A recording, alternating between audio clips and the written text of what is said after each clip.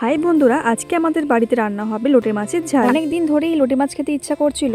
আজকে মা বাজারে গিয়েছিল, বাজার থেকে আমার জন্য এত লোটে মাছ এনেছে। তাই দেখতেই পাচ্ছ, ভালো করে কেটে বেছে ধুয়ে নিচ্ছে। এখন লোটে মাছ অনেক রকম ভাবেই খাওয়া যায়। আজকে আমি মাংসের মতো করে রান্না করব। ওর জন্য নিয়ে নিয়েছি পেঁয়াজ, ধনেপাতা, আদা রসুনের পেস্ট, আর মা আগে থেকে করে রেখেছিল জিরে আর লঙ্কা বাটা। আমি এখন পেঁয়াজ আর ধনেপাতা কেটে নিলাম। এখন দেখো রান্না করতে বসে গেছি। প্রথমেই বলে রাখি, আমি কিন্তু রান্না অতটা ভালো নই, মোটামুটি রান্না করতে পারি। আর এই লোটে মাছ বা নিরে মাছ যাই বলো না কেন, এটা যেরকম ভাবে রান্না করো না কেন সেরকম ভাবে খেতে খুব সুন্দর লাগে। আর হ্যাঁ, আমি এখানে লোটে মাছটাকে ভাজবো না, আমি মাংসের মতো করে রান্নাটা করবো। তোমরা তো দেখতেই পেলে, পেঁয়াজটাকে ভেজে নেওয়ার পরে ওর মধ্যে দিয়ে দিয়েছিলাম আদা রসুনের পেস্ট, ওরপর দিয়েছিলাম লঙ্কা বাটা আর জিরে বাটা। এখন দেখো একটু তেল ছেড়ে নেওয়ার পরে দিয়ে দিলাম হলুদ গোলা জল, আর এখন দিচ্ছি সস। সবকিছু দেওয়া হয়ে যাওয়ার পর একটু কষে নিয়েছিলাম। তারপরে দেখো এখন দিয়ে দিচ্ছি মাছগুলো।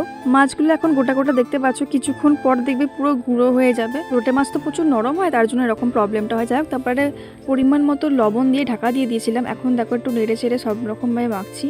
আর এদিকে দেখো বন্ধুরা, আমি কিন্তু একটু জল দিয়েছিলাম না, দেখো কতটা জল বেরিয়েছে মাছ থেকে। যাই হোক, তারপরে দিয়ে দিলাম ধনে পাতা, আর দেখো একদম পুরো মাখা মাখা করতে হবে। আর এইদিকে মাছগুলোর অবস্থা দেখো পুরো ভেঙে গেছে।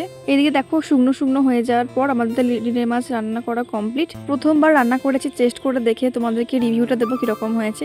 সত্যি খেতে খুব ভালো হয়েছিল। রান্নাটা যে আমি করেছিলাম মনেই হচ্ছিল না।